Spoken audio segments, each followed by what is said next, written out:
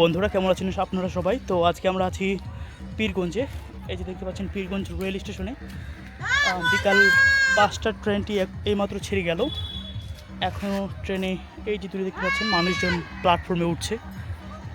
তো পীরগঞ্জের এই জায়গাটা আপনাদের কার কার প্রিয় অবশ্যই কমেন্টে জানাবেন। ইয়েস, এই জায়গাটা একটি আকর্ষণীয় জায়গা, কারণ এখানে সামনে লেখা আছে পীরগঞ্জ। তো পীরগঞ্জ রেল স্টেশনে অনেক সৌন্দর্য একটা জায়গা, এখানে আপনারা ফটোশ্যুট করতে পারবেন, রিলস তৈরি করতে পারবেন।